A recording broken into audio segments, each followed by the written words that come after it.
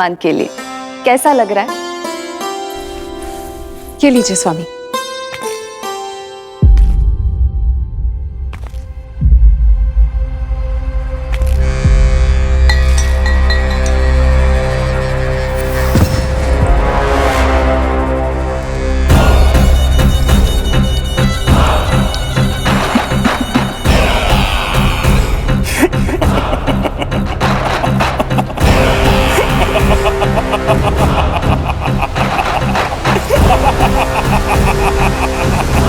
नेत्रों के सामने अपनी संतान की हत्या होते हुए देखना कितना पीड़ादायक रहा होगा ये दृश्य। किंतु प्रभु, यदि देवर्षि नारद कंस के हृदय में संदेह का बीज न बोते तो कंस ऐसा कभी नहीं करता। तो फिर उसे उकसाए ही क्यों देवर्षि ने? आप भूल गए देवराज, समस्त संसार में जो भी होता है मेरी इच्छा अनुसार ही होता है। यही प्रश्न नारद ने भी मुझसे पूछा था।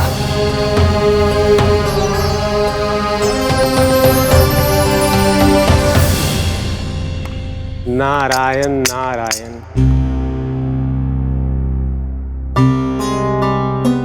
छोटे से बालक की इतनी निर्मम हत्या और माध्यम बना मैं। प्रभु, ये कैसी लीला है आपकी? अभी तो देवकी की 5 और संतानों की हत्या होना शेष है नारद। अब से कंस शिशुओं के जन्म लेते ही उनकी हत्या कर देगा। यदि जन्म के तुरंत बाद ही मृत्यु होनी है तो जन्म का लाभ ही क्या है प्रभु? यही विधि का विधान है नारद। कीर्तिमान और शेष 5 बच्चे श्रापग्रस्त हैं। जन्म के कर्मों के अनुसार अल्पायु होना उनकी नियति है। उनकी मृत्यु के बाद ही शेषनाग के अंश के रूप में बलराम और मेरे अंश के रूप में श्री कृष्ण का अवतार संभव होगा। नारायण नारायण।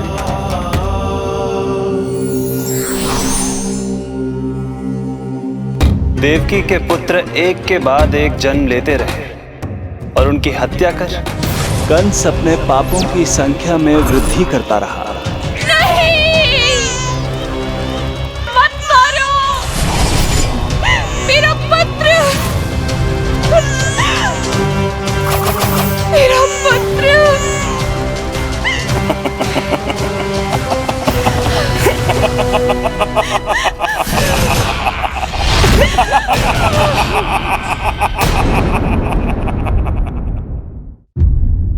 अब उसकी क्रूरता की कथा ऐसे मोड़ पर आ पहुंची जहां से वापसी असंभव है, क्योंकि अभी अभी उसने देवकी के छठे पुत्र का वध कर दिया है। हे प्रभु, कितना दुर्दांत है ये कंस। किंतु एक ही जन्म में एक साथ 2 माताओं का पुत्र बनने में उसने आपकी सहायता कैसे की प्रभु? उसके भय ने उससे ये कार्य सहज ही करवा दिया देवराज।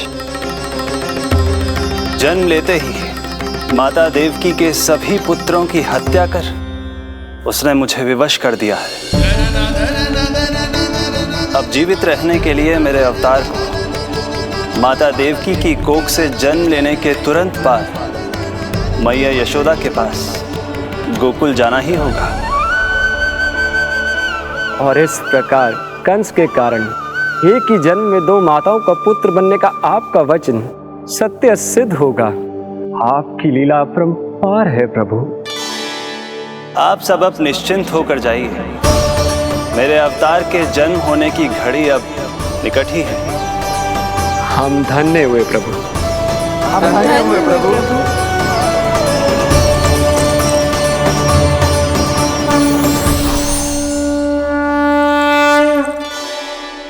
मुझे तो अभी से मैया यशोदा के साथ आपको खेलते हुए देखने की उत्सुकता हो रही है। उनकी प्रवृत्ति कितनी निराली है। क्रोध ना करूं तो क्या करूं? देखिए इसकी शैतानी, फिर चला गया सुलक्षणा के बगीचे में फूल खाने। और आपको तो पता है ना सुलक्षणा का, इतनी सी त्रुटि हो जाए पूरे गांव में बखान करने में कोई कमी ना रखती। और अरे जब ग्वालिनों को पता चलेगा तो क्या कहेंगी? यही ना कि जसोदा अपने बच्चे को खाना ना देती, भूखा रखे है। सुनो जी, मैं तो कहती हूँ अब ब्याह करा देते इसका। अब वो ही ध्यान रखेगी इसका। केवल पत्नी सुधार सकती है तुझे। तुम इसके बारे में बात कर रही हो कि मेरे बारे में? नहीं, वैसे सारे गोकुल वाले यही कहते हैं कि हमारे घर पर तुम्हारा ही राज चलता है। हे नारायण, ये परिहास की बात है क्या?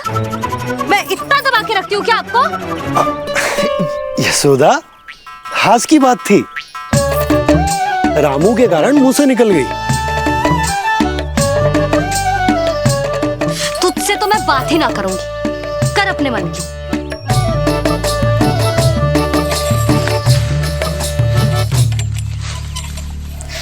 पता है तुझे कितना क्रोध आता है जब तू ऐसे बिना बताए घर से चला जाता है।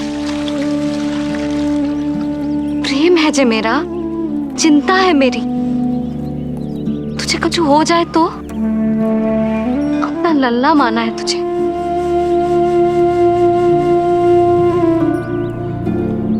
मेरे भाग्य में तो आमन्ना लिखो ही ना है।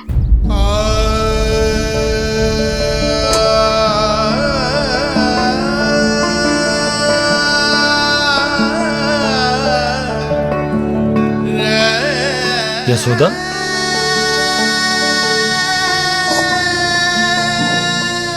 आपको पता है, जब मैं छोटी थी इसके जैसी चंचल थी। गांव वाले कहते थे एक बार बड़ी हो जाएगी अपने आप ठहराव आ जाएगा। ना आयो। फिर बड़े बूढ़े कहने लगे चिंता की कछु बात ना है, एक बार शादी हो जाएगी सब ठीक हो जाएगा। ना हुआ। फिर सबन ने कही एक बार बालक हो जाने दो, गोद भर जाएगी अपने आप परिपक्व हो जाएगी। पर गोद तो भरी ना मेरी। बालक तो हुआ ही ना। उस पर जब जे भी भाग जाता है तो मुझे रह रह के यही स्मरण होता है कि कमी मुझ में ही है। मैं ही किसी बात का ध्यान न रख पाती। संभव है यही कारण से नारायण ने बालक ना दियो मुझे। यदि देते तो बहुत बुरी मैया बनती मैं। यशोदा, क्या होगा तुम्हें? कहाँ की बात कहाँ लेकर जा रही हो तुम?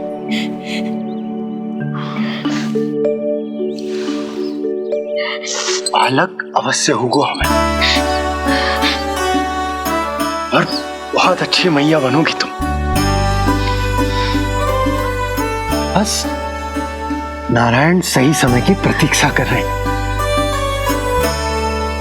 मेरी तो ना सुन रहे बे। आप ही कह दियो उनसे, अब और प्रतीक्षा ना होगी मुझसे।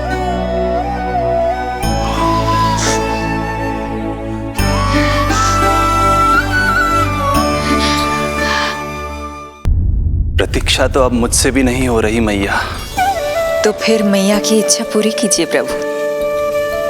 जिस क्षण की प्रतीक्षा मुझे इतने वर्षों से थी, बस अब वो निकट है। किंतु प्रभु, आपको तो माता देवकी का 8वां पुत्र बनकर जन्म लेना है, तो फिर 7वां पुत्र? धीरज रखिए, धीरज। आपको तो ज्ञात ही है, मेरे यहां देर है, अंधेर नहीं। मैं यहाँ तुम दोनों पर आश्रित हूँ यशोदा। भोजन, सुरक्षा, परिवार का अपनापन सब कुछ दिया है तुमने मुझे। किंतु मेरा दुख मुझे एक क्षण भी चैन लेने नहीं देता। मेरे स्वामी और बहन देवकी कितने ही वर्षों से कंस की काल कोठरी में बंदी है। दिन रात नियति के शाप को सहन करने के अतिरिक्त और कोई उपाय नहीं है उनके पास। ऐसे ऐसे में मैं सुख की सांस कैसे लूं? कीर्तिमान की हत्या के बाद मेरी सुरक्षा के लिए मेरे स्वामी ने मुझे यहाँ भिजवा दिया, चुपचाप। किंतु मेरा हृदय तो वही छूट गया यशोदा। इससे तो अच्छा होता कि मैं भी उसी कारागार में होती, मेरे स्वामी और बहन देवकी का दुख तो साझा कर पाती। अपनी 6 संतानों को कंस के हाथों मृत्यु के गोद में जाते देखा है उन्होंने। अब तो मुझे उस क्षण की कल्पना से भी डर लगने लगा है, जब देवकी अपने 7वें पुत्र को अपने गर्भ में धारण करेगी। भय से भविष्य नहीं टलता, होनी होकर ही रहती है। समय बीता और देवकी के गर्भ में 7वें पुत्र का आगमन हुआ। क्या इसका भी भविष्य वही होगा जिसके भाइयों का हुआ था? इस बंदी गृह की दीवारें, प्रत्येक ईंट, प्रत्येक पत्थर, यहां तक कि यहां की वायु भी उस कंस की बंदी है। अब तक तो उसे सूचना भी मिल चुकी होगी। वो निर्दयी, क्रूर प्रतीक्षा कर रहा होगा कि कब तुम्हें प्रसव हो और कब उसकी तलवार हमारे नन्हे शिशु, हमारी 7वीं संतान का रक्त पिए।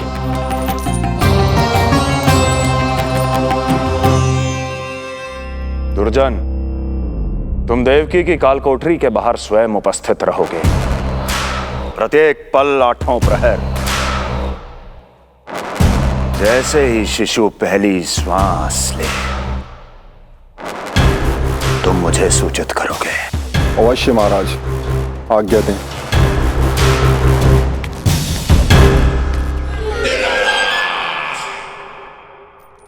कुछ कीजिए स्वामी, कुछ कीजिए। मैं नहीं चाहती कि ये अपनी प्रथम श्वास इस बंदी गृह में ले। देवकी, विवशता से मेरा कलेजा भी फटा जा रहा है, किंतु इस काल कोठरी में बंद मैं कर ही क्या सकता हूं? किंतु इस सृष्टि के पालनहार, जगत की नियंता श्री हरि तो कर सकते हैं, तो फिर क्यों नहीं करते वो कुछ ऐसा कि कम से कम मेरी इस संतान का अंत उतना दुखद ना हो जैसा अन्य संतानों का हुआ था। क्यों नहीं करते वो कुछ? अरे क्यों नहीं करते? बताइए ना स्वामी, क्यों नहीं करते वो? क्यों नहीं करते? जो देवी भविष्य में मेरी मां बनने वाली है, उनकी करुणा भरी पुकार को मैं व्यर्थ कैसे जाने दे सकता हूं? कंस के राक्षस तत्व के अंत के लिए ऐसी माया की आवश्यकता है जो मेरी लीलाओं को क्रियान्वित भी कर दे और उसे भनक भी ना पड़े। ऐसी क्षमता और माया किसके पास है प्रभु?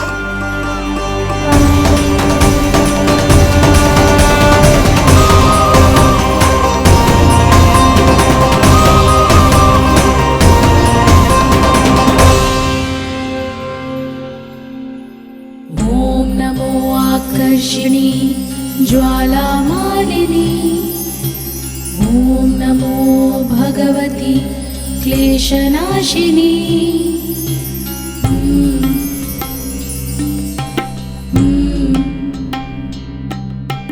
ओम नमो योगमाये सर्वमोहिनी। ओम नमो योगमाये सर्व। आज्ञा दीजिए प्रभु। माता देवकी का गर्भपात करके उस संतान को रानी रोहिणी के गर्भ में स्थापित कीजिए देवी।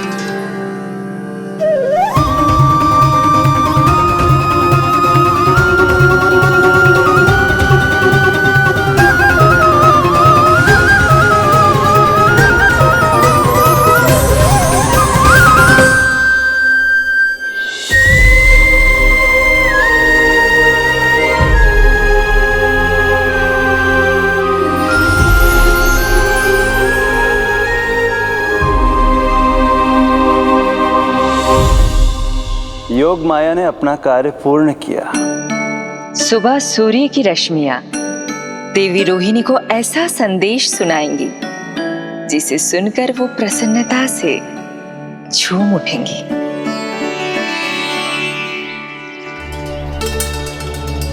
यादव कुल के नए राजकुमार के आगमन पर बहुत बहुत शुभकामनाएं रानी।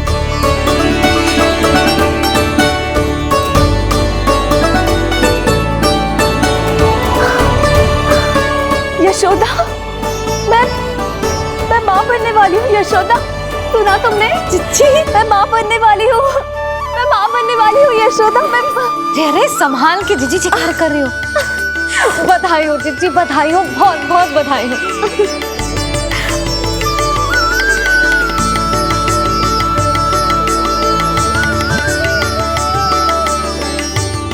विधि का विधान भी विचित्र होता है। रोहिणी, जिनका ये पुत्र नहीं है, वो प्रसन्न है, किंतु देवकी, जिनका ये पुत्र है, वो व्याकुल है।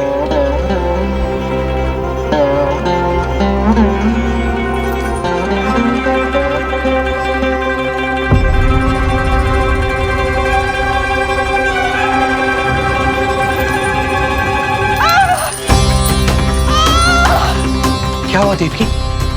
तुम ठीक तो हो?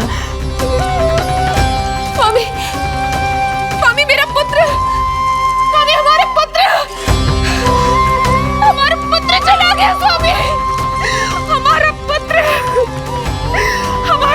चला गया। धीरज धरो देवकी, संभव है यही श्री हरि की इच्छा हो। किंतु मैंने उनसे ये तो नहीं मांगा था ना स्वामी। मैंने कहा था हमारा पुत्र यहाँ श्वास न ले। इसका ये अर्थ नहीं था। क्यों किया नारायण ने ऐसा? क्यों किया?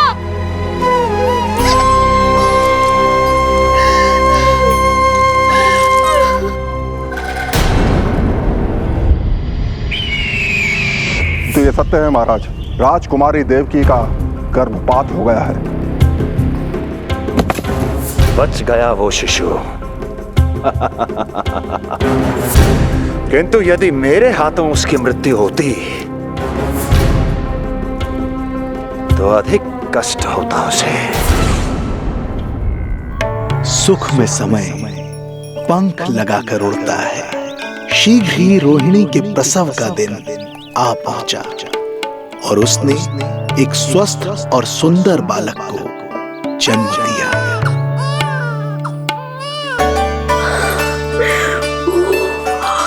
लो जिज्जी, संभालो अपने लल्ला को, जी भर के निहार लो इसे।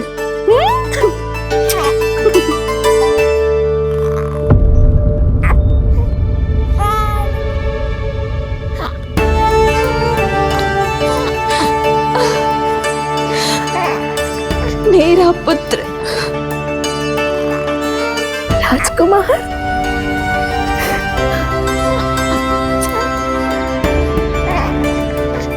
अच्छा जीजी, मैं तनिक इनको भी सूचना देकर आती हूँ। वसुदेव भैया तक भी तो जी शुभ समाचार पहुंचाना है। राजकुमार कौन है? हाँ, गोकुल का राजकुमार है। हाँ, गोकुल का राजकुमार है, मेरा बच्चा। बल तो इतना है कि पूछो ही मत आप। एक बार उंगली पकड़ लेना तो उसके बाद छुड़ाना अत्यंत कठिन हो जाता है। और दृष्टि ऐसी कि एक बार में मन मोह ले। भगवान श्री राम की भांति सबको प्रसन्न रखता है। बस तो फिर उसका नाम बल राम रखना। तो फिर उसका नाम बल राम रखना। देवकी, बधाई हो, तुम छोटी मां बन गई। भैया, आप दोनों कछु चिंता ना करियो। बलराम का लालन पालन मेरा उत्तरदायित्व है। उसे कछु कमी ना होने दूंगा मैं।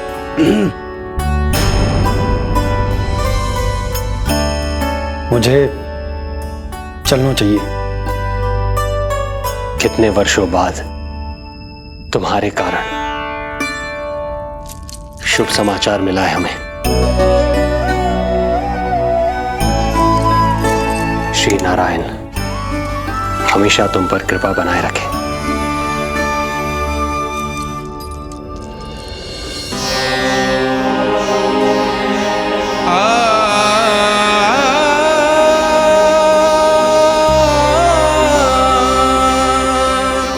आपको बहुत बहुत बधाई हो स्वामी।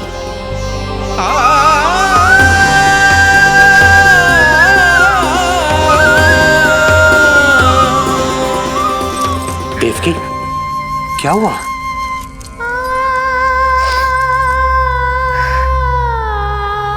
कुछ नहीं। रोहिणी दीदी ने हमको वो सुख दे दिया जो मैं कभी ना दे सकी। उन्होंने आपको संतान दे दी, किंतु मैं देवकी,